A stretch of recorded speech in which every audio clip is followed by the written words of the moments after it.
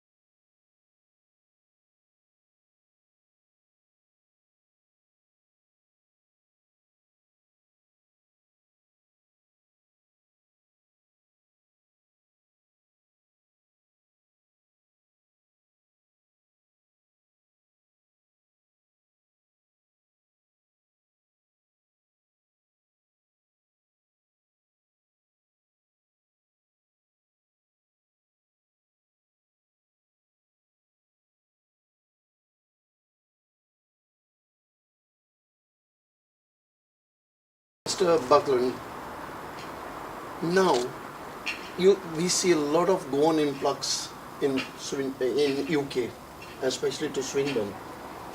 What do you feel? Do you feel that British, the origin, the locals, the local citizens or the local people being threatened by this influx of the Goans in?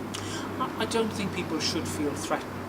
I think when you analyse the reasons why Goan families and people are coming here, it's to work, it's to make a contribution to our society, it's to be part of our tax-paying citizens, to be, you know, a constructive part of what it means to be in the UK.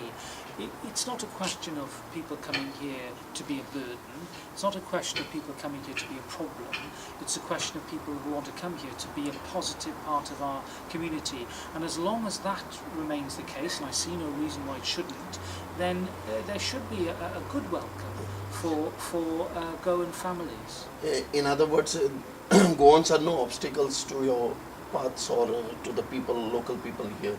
Well, I don't think so. I mean, sometimes, I mean, we have discussions, don't we, locally about, you know, perhaps people who've newly come into the country, understanding all the systems and knowing how the council works and, you know, the things that are important to local communities about rubbish collection, etc.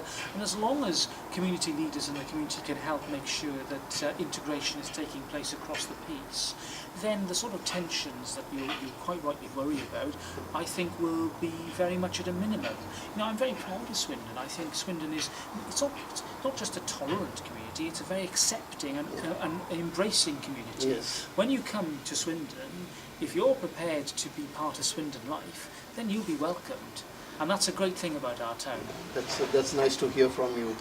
Sometimes, of course, all are not same, because there are some, last year there was some talks on Mr. Green, you know, he wrote an article that the Goan community is overriding them, they're overtaking their jobs, and I doubt that the Goan community is overtaking jobs like administrative roles anywhere. Mostly our Goan people are concentrated in the warehouses and other places, barring a few like us who work in the offices and all. So, do you think they are taking over from the... Well, do you know, I think that if you have a skill to offer, and if you're prepared to do a job at the going rate, then that's how the British economy is thriving. That's why we're employing more people than ever before in the British economy. There are now over 31 million people in Britain who are in work. That's the highest number we've ever had. The number of people who are claiming benefit continues to fall, and in Swindon unemployment is now, you know, about 2.5%. We've still got a lot of work to do, but that tells me that we are a thriving and growing economy, and that if there is work out there, that there's plenty of work out there for people who want to work, irrespective of where you're from and who you are. So my message is that I think that it's important that whilst we make sure that immigration is properly regulated and controlled, and I think all my Goan friends agree with me on that, and that we enforce the laws so that people who are here illegally and unlawfully and who may be undercutting other people by working below the minimum wage, we need to deal very firmly with that.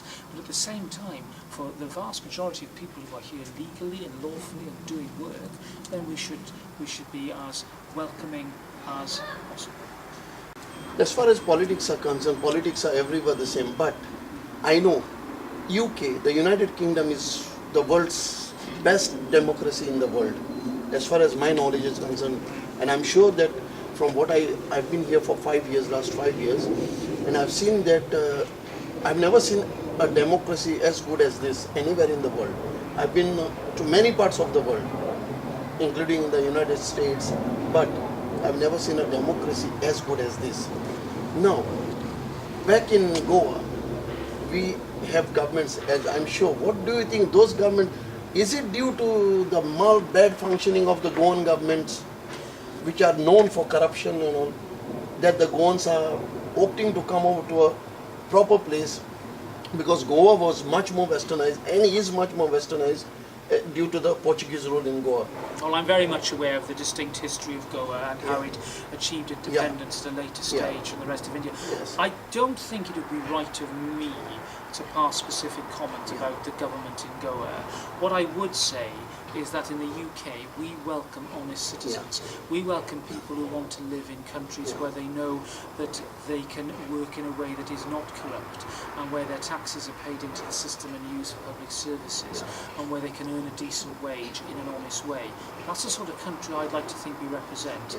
And I think the UK is a beacon of good practice for other countries to look at. The other thing is that being more westernized, we, the Goans, and Goa was a province of Portugal, not a colony, that do you think that, I think the people feel like they're more western, means they miss that Portuguese culture, the ways of living, and that's what makes them come here.